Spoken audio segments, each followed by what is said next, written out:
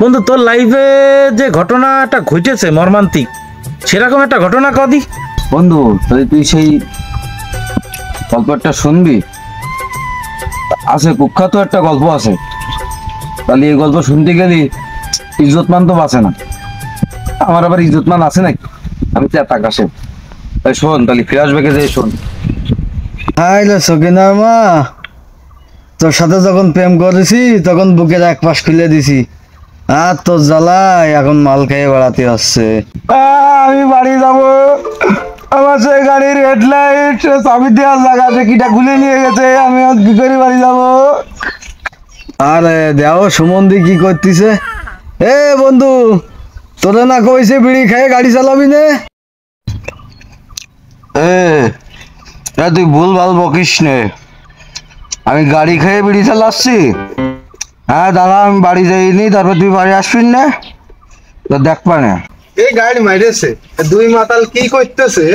বন্ধু সোহেল, তুমি কি করতেছো? তোমার বাপ বুঝি তো খুব খারাপ, তোমার চোখে মুখে তো প্রচুর চাহিদা।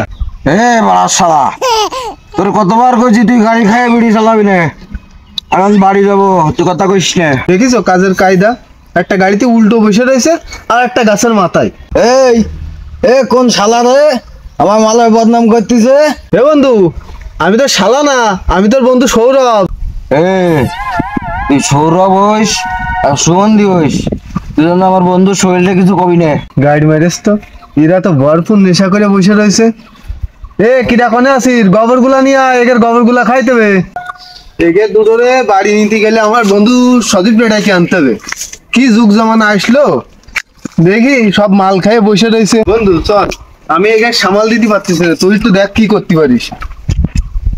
বন্ধু কি হয়েছে? তোকে আর কতবার করে করছি, আমার বিড়িটা স্টার্ট আছে না, একটু ধাক্কা দে, একটু ধাক্কা দে। দাদা আর তোকে লাগবে না, আমি আমার বিড়ি স্টার্ট দিতে পারি। দেখেছিস বন্ধু কি জ্বালায় পড়েছি? কোন মুসিবতে পড়লাম রে, একে নিয়ে তো আর চলা যাবে না। আরে আমি তো গাছেতে নামতে পারতেছি না। আরে বেশি লাফাইস নে। আরে আমি গাছে না উঠলাম কি করে? আমারে কেউ নামা, কেউ নামা। গাড়ি মারেস তো পিছনে চাচাচ্ছে কিরা?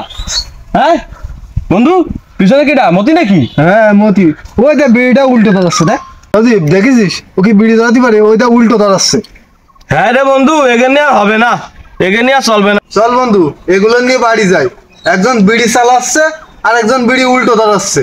ধাক্কা দে, ধাক্কা দে। হ্যাঁ তাই মনে হয় জাতি হবে, একে নিয়ে আর এনে যাওয়া যাবে না। আয় নামাই আসি, নামাই আসি।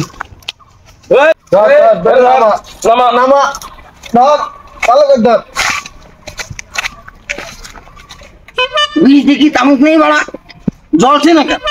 দেখেছিস কাজের কায়দা, একজন তামুক চালাচ্ছে আর একজন উল্টো বিড়ি ধরাচ্ছে। এখানে থাকা যাবে না, চল চল চলে যায়, চল।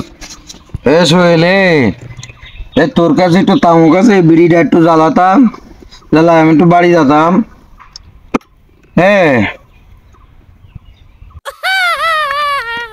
আরে মতি, তোর কাছে কি গ্যাস লাইট হবে? আমার গ্যাস লাইটই মনে হয় পাম না, বিড়িটাও ধরে না। আমার কাছে পাম না পাড়া আছে, তুই একটু তামুকটা একটু দে, আমি একটু বিড়িটা চালাই বাড়ি যাই। গরমানি কষ্টটা কি দেখো দিন, আমি সকাল থেকে বিড়ি দেবো, আমার লাইটে পাম নেই। দাঁড়া, তোর পাম আমি ভরে দিচ্ছি।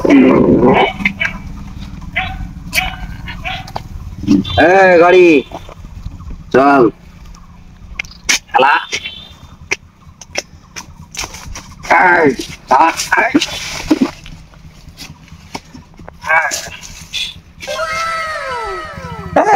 আমার বিড়ি চলতেছে না। তামুক নেই নাকি বিড়িতে?